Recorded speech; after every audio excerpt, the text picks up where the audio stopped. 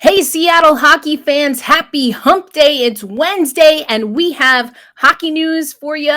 We've got our What's Kraken, and there's plenty of Kraken. And we're going to talk about our newest goaltender, Martin Jones, and we'll hear from him on today's episode of Locked on Kraken. You are Locked on Kraken, your daily podcast on the Seattle Kraken, part of the Locked On Podcast Network, your team every day. We are the Seattle Kraken.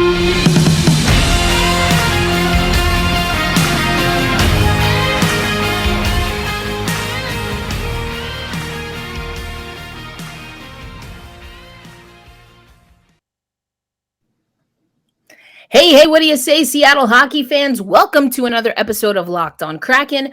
I am your host, Erica L. Ayala, and as always, I like to thank you for making us your first listen of the day. Of course, we are the only Seattle hockey podcast, at least during the season, that's coming to you every day of the work week, 5 times a week, right here on Locked on Kraken, whether you're listening on audio or YouTube. Of course, right now we're in the off season. I hope you enjoyed our Squadcast episode with JD Young of Locked on Sharks, who basically told me I'm a nerd because I like defense. In the words of Method Man, I'll be that. Yes, nerd all day, because defense wins championships. And the Seattle Kraken, well, we're a little bit shy of solid defense, but we do have some hockey news. Of course, the World Juniors are taking place. You should check out Locked on Flyers, Locked on Predators, and also, of course, the Locked on NHL show.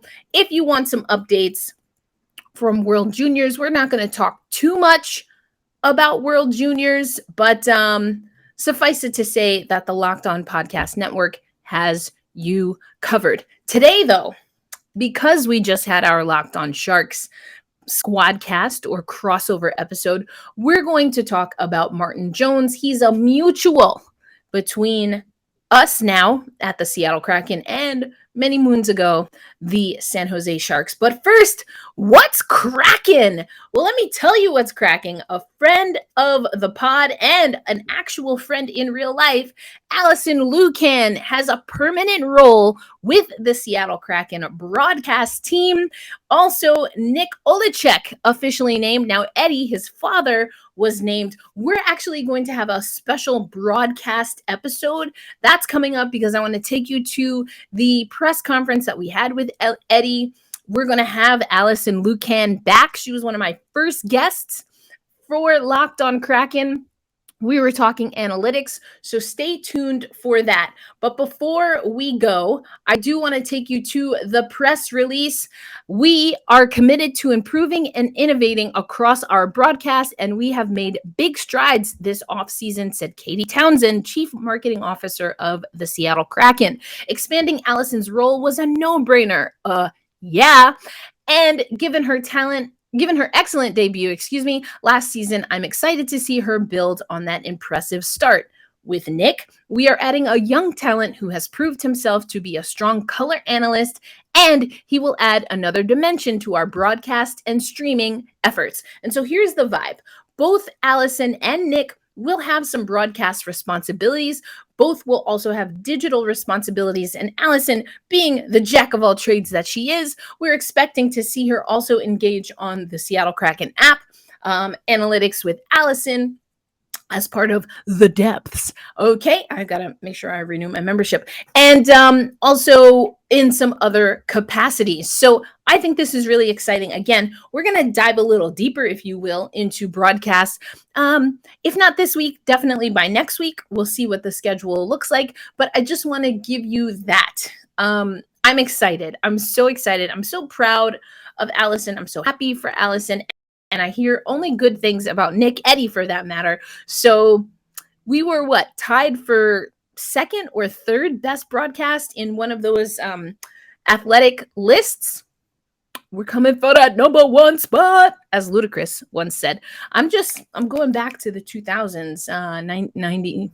I guess Redman was a little earlier. Anyway, the point is, We are ready to go. It's going to be exciting. But again, on this episode of Locked On Kraken, we are going to talk about our goaltending.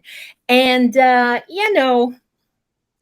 not everyone's in love with the Seattle Kraken goaltending, especially because they kind of were in love with our goaltending last year, and it was not great. It was not great. So we're going to go over to some experts in the field, what they're saying about goaltending, and then learn a little bit more about Martin Jones from Martin himself, and then take a look at, if not the analytics, the data, and see what we know about Martin and what we need from Martin. So all that and more coming up on Locked on Kraken. Right now, I want to send you an important message. So let me just paint a picture for you.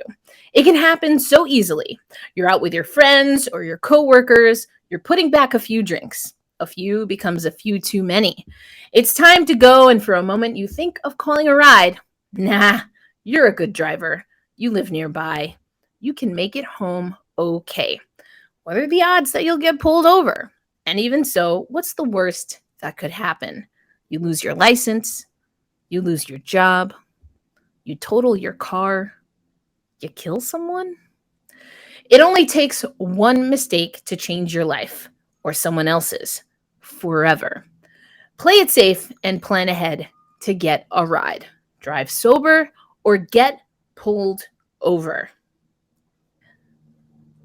And so at Locked on Kraken, we always want to thank you for making us your first listen of the day. As I say, be kind to yourself and to each other. We usually have a wellness tip of the day, and I think that is a pretty good one. Make sure that you're getting, in all cases and events, the help that you need, not just for yourself, but to keep others safe as well. So remember, drive sober or get pulled over. But we are going to continue because, as I mentioned, we have some things. We have some things to talk about. We're going to talk about Martin Jones. So before I take you to his conversation, let's get to know a little bit about the guy. So I've got his stats that we're going to pull up right now, as a matter of fact. These are his. So we see that he's played with the Kings, the San Jose Sharks, and with Philadelphia last season. Now, this guy was a stud in juniors. There's a great article. I'm going to pull it up here in the Hockey Writers, and they do a fantastic job talking about just how he did in the WHL, in particular being the playoff MVP, Memorial Cup most outstanding goaltender. Amazing. With all of that said, Martin Jones went undrafted, but was picked up by the Kings, had some Stanley Cup experience with them, was named an AHL All-Star. So there was a lot of promise. However, as we had Jay Foster on the show before, goaltending can be hit or miss. We were actually talking about Martin Jones at the time. You don't always know what you're going to get with a goaltender. You don't know what particular intricacies, system-wise, body-wise, mentally, are going to impact how they play. And so he helped the Kings to the Stanley Cup in his first season. So he's got that Stanley Cup experience, particularly as a rookie. He had a 12-6-0 record when he finally got up in the NHL in the 2013-14 season. He had a 1.81 goals against average with a .934 save percentage, and had 4 shutouts during his first NHL campaign. Again, en route to that Stanley Cup. But then things got a little bit funky. He got officially traded to the Bruins, who then turned him over to the Sharks. And so let's take a look at the stats, as I said. Let me pull these up for you once again. If you're on audio, I'm going to walk you through them. But we're looking at NHL.com. You can check the show notes. I will also have the story from the Hockey Writers up there. So we see that he had the fewest games played in his second season with the LA Kings before, again, going over to the San Jose Sharks. You see that he had 2 seasons with 65 games played. Then that starts to decline in the 17-18 time period. I mean, some of the saves he had from 2015-16 to the 2019-20 season, 1,000+ saves in each one of those seasons. Now the goals against increased in that time, with the highest being in that 2016-17 season with San Jose. The goals against average on his career is a 2.68, but it ballooned last season. That was his highest goals against average with a 3.42. And so do we go with recency bias? Do we go with career stats? Do we go with what is the best for whatever we're looking for? It's a little tough to know. I think that's really with any player, but with goaltending, there's so many different factors that contribute to these numbers. And, it's questionable whether we are what Philip Grubauer we're going to get. Even if we get the Grubi that was with Colorado, is that enough for the Seattle Kraken? Because we've made some improvements offensively, and I'm sorry if I'm a nerd. Not sorry at all, but we need defense. We need a more dynamic defense than we had last season, and I don't know that we have that yet. So I'm having difficulty trying to figure out, because I've never been a goaltender. I was the closest to a goaltender I've ever been was a catcher. I was a catcher in baseball and softball, but I don't know. I think we're gonna have to feel this one out. I think eye test comes in so heavily for goaltending.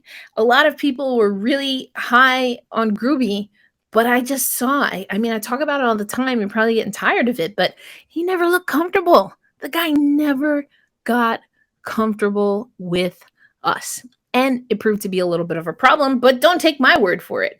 So we're going to go back to, I've talked about Travis Yost and his work for TSN before, and we've got another beautiful graphic for you. This time we're talking about goaltenders.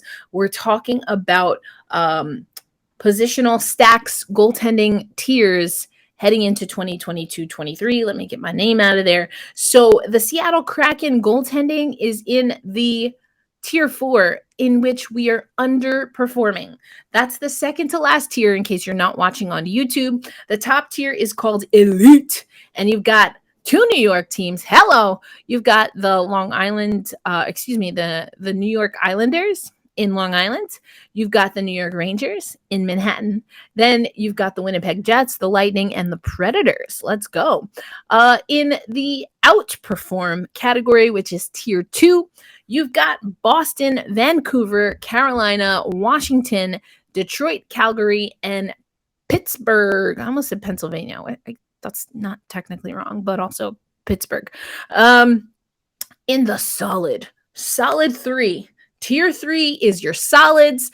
This is the second, or it's tied, I should say, with the largest tier. We're in the other tier that is tied, and that's with 8 teams overall. So basically, according to Travis Yost, the NHL is essentially lower middle of the pack when it comes to goaltending this year. So, okay, your solid goaltending tier: Dallas, Colorado, as I like to say, looking to defend.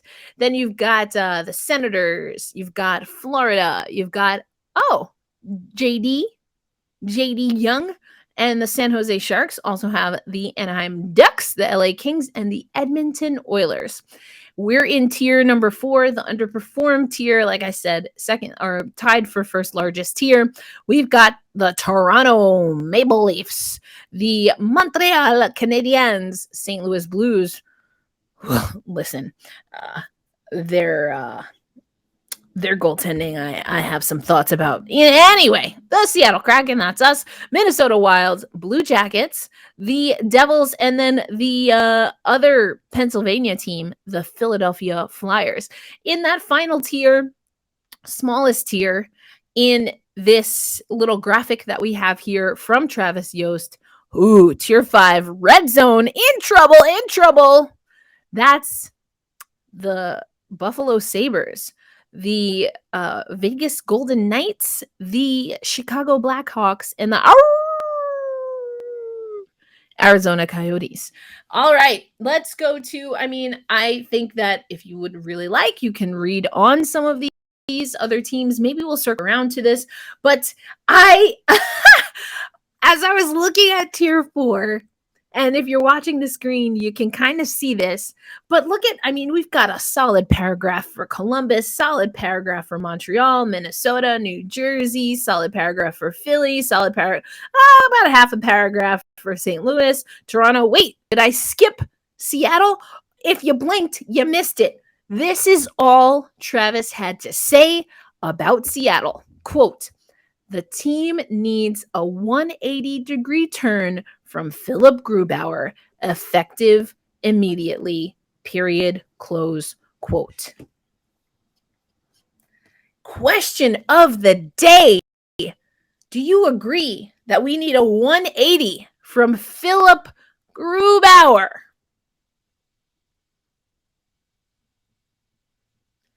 Do you think we need a 180 from Philip Grubauer? Let me know in the comments if you're watching on YouTube. I'm also going to post this on social media because I want to really think about this. I want to hear what you have to say about this. Woo! That's pretty intense. That's a lack of confidence and faith if I ever. But let me know what you think. And I'd love for you to submit your comments to @LockedOnKraken or in the comments on YouTube because, and I'm putting this on the screen, on Saturday, I'm doing a hybrid of a rewatch and an Ask Me Anything on the platform Playback. It's going to be in conjunction with Black Rosie Media. That's my media company. Black Rosie Media and Locked On Kraken are going to do a rewatch of Seattle Kraken at Buffalo Sabres Saturday, August 20th at 5:30 p.m. Pacific time. That's going to be on the Playback app and in the Black Rosie Media Playback room. So here's what you're going to do. I'm going to keep this up for a little bit. Head over to getplayback.com, set up an account. It's absolutely free. And then on Saturday, a few minutes before 5:30 Pacific time, local time, I would imagine for a lot of our listeners, I'll actually be on Pacific time. We can talk more about that later. Anyway, you're going to head to the room link that I have here. And apologies, let me come back on screen here. Apologies because I understand that one of my tweets from last time when I did kind of the test run of Playback, I think I had a wrong link. So some of you went to one tweet, some of you went to the other. So apologies, everything should be fixed now. But we're having another rewatch. So this will be obviously a game that already played. But I want to let you know, I'm going to be using Playback throughout the Seattle Kraken preseason, regular season, and hey, why not the postseason too, baby? This is going to give us an opportunity to watch Seattle Kraken games together. I'm really excited because one, that will help me stay awake. Sometimes I'm on East Coast time, sometimes I'm Central time. I'm not on Pacific time as much as I wished I could be. But anyway, jokes aside, this is going to be a great way for us to watch games together. Not everyone can make it to Climate Pledge Arena. Not everyone can make it to see the Seattle Kraken on the road, which honestly, I get to do a little bit more than seeing them in Seattle. So why not have a watch party and do it together? Again, Playback is free for you. It's absolutely free to come and join. There is a chat function. There's an opportunity for me to bring in special guests, and we have a few that might be lined up for Saturday, so you're not going to want to miss that. I get to bring on special guests. I get to bring on co-hosts, so there's opportunity to do crossover episodes, not just with other Locked On Kraken shows, but I'm hoping to do it with other Seattle Kraken-centric podcasts. And then if you have a hot take, come on, I'll bring you on the stage. I had someone say that they've watched me 100 times. I don't know if they were embellishing, but I'm going to take them on their word. They watched me 100 times and disagreed with my takes. If you think I got a bad take, let's do it. We used to have something here in New York. I'm in New York right now. It's my hometown, but it was called the WFAN, I talked about this with Linda Cohn on her episode, but they used to have this rant show. And what they would do is, I used to work at a Buffalo Wild Wings, and they would come to Buffalo Wild Wings and they would have the live show there. They'd record the radio show live in a sports bar, and then they'd let people walk up to the mic and just give them like 60 seconds to rant about a sports team, a New York sports team. Honestly, I usually ranted, or I enjoyed the rants about the Mets the most. Unless it was people hating on the Yankees, then I enjoyed those as well. But that's what we have the capability to do on Playback. So again, I'm going to put this up on the screen. If you're watching on YouTube, join me on Playback this Saturday. We're going to watch the Eberle hat trick. We're also going to watch the gnarly, totally embarrassing, but absolutely hysterical toe pick from the Sabres after that empty netter by Schwartzy. I hope that wasn't a spoiler alert for anyone. Eberle's hat trick, Schwartzy with an empty netter, a gnarly toe pick, and the OL Reign were in the house as well. That's what's coming up on Saturday. Coming up next on this show, let's go to Martin Jones. I told you what the experts think. What does he have to say about coming to Seattle? But right now, let me tell you about BetOnline. BetOnline.net is the fastest and easiest way to check in on all your betting needs. You can find your favorite sports and events at the number one source for odds, lines, and games. You can find reviews and news of every single league, including Major League Baseball, NBA, NHL, of course, combat sports, esports, and even golf. I think they could do a better job with the WNBA, but I digress. Seattle Storm are in the playoffs. We'll talk about that a little bit more. BetOnline continues to be the top online resource for all your sports wagering information, from live betting, scores, and podcasts. They have you covered. Head to BetOnline today or use your mobile device, your tablet, whatever you got, to learn more about the action. BetOnline is where the game starts. All right, my fine Seattle Kraken folks. What we're going to do now is take you over to Martin Jones himself, Seattle Kraken. Now, I will say, I mentioned in the last segment the TSN article from Travis Yost. They really were only talking about Grubauer and Drieger. I don't know how you could really talk about Drieger right now. Some people say that he might be back as early as December. I did my little finger counts on an earlier episode, and I'm really thinking we're probably closer to March. We also know that I'm sorry to say, but the guy doesn't always have the best luck coming back from injury or illness. We experienced that last season, so we'll see what happens. Not expecting to see Joey Daccord. We really shouldn't be seeing too much of Joey Daccord. That would be a bad sign. So Martin Jones, we heard last season, it didn't really pan out, but that there was to be an equitable split of time in net. Martin Jones should get some opportunities, especially if we see some of the struggles that we saw from Drieger last season. Anyway, here's what Martin Jones has to say, and then that's how we're closing out our show. I did mention earlier in our PSA read, hey, make sure that if you want to have a few spirits, I know I certainly did when I went to that wedding, make sure that you're keeping yourself and others safe. Hold fast, stay true, and stay safe. We will catch you next time on Locked On Kraken. Enjoy Martin Jones on Locked On Kraken.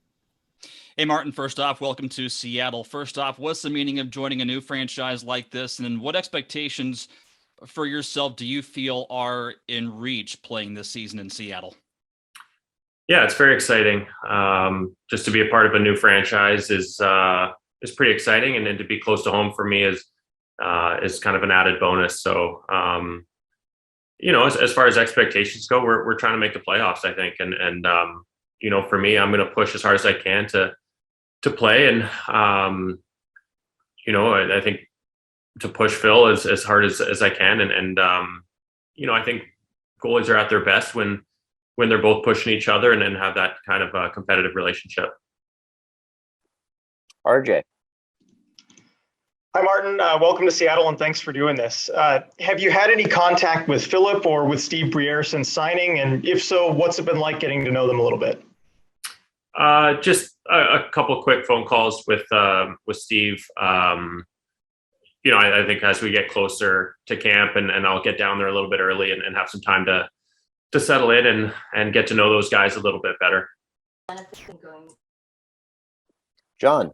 Hey, Martin, welcome to Seattle. You're obviously familiar with the area.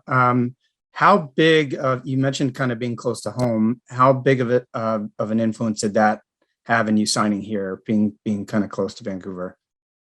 Yeah, it was obviously pretty enticing to be so close to home and,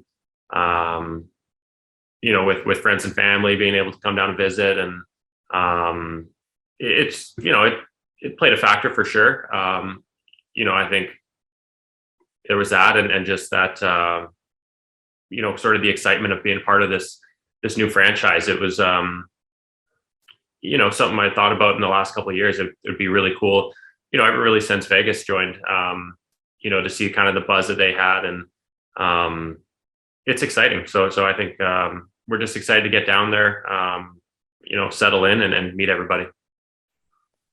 Bob Condor. Hey, Martin, welcome to Seattle. Scanning your last few seasons, what do you think you need to focus on or improve in your game coming out here this year? Well, there's technical stuff and, I'm not going to get into too much detail about that, but there's stuff I've been working on the last few years and some structural stuff. But, I thought last year it was a trying year, obviously, for our team, but I think I took a lot of good steps forward and I think I'm real close to getting back to, having some of the seasons I had early in San Jose there. So it's been a good summer for me. I feel like I'm ready to go and looking forward to the season. Scott. Hey, Martin. Welcome to Seattle. Obviously, a lot changes for you when you're changing teams and such, between moving, getting families settled, all of that. From sort of that goaltending point of view, what's the adjustment process look like when you're adjusting to a new team in front of you and a new defensive system? Yeah, obviously communication is going to be a big thing, especially early on. I think just in terms of what you're facing and there's just sort of maybe a comfort level, just being used to sort of the different situations and how they're played defensively in front of you. So, that takes just a little bit of time. And the other things, just good communication with our defensemen. Obviously, puck handling is a big part of the game now for goaltenders, and just making sure everybody's on the same page. Mike. Hey, Martin, playing off more of Steve Briere, and you mentioned about trying to get back to form. What have you noticed about coaches who bring out the best in you as a goaltender, working with them day to day on the ice? Well, I think in general, goalie coaches, it's about working with each goalie individually, and there's obviously some parameters that you want to work within as a goalie, technically and structurally. But I think as a goalie coach, and most of them are, they're there to kind of work with each individual goalie and play to their strengths and their style of play. Kate. Hey, I was wondering, is there anyone you know particularly well on the Kraken roster? I played with Donato and Donskoy in San Jose. I know Justin Schultz a little bit, and I actually played with Eberle at World Championships and at the Brick tournament when we were 10 years old. Scott. Martin, what are the other things that comes with changing teams? Obviously, usually means for goalies a change in goalie equipment and a mask. Have you given any thought to sort of new equipment or mask, or do you have anything in the works already? Just starting to get that going now. Sent some pad colors in, but haven't got the mask design yet.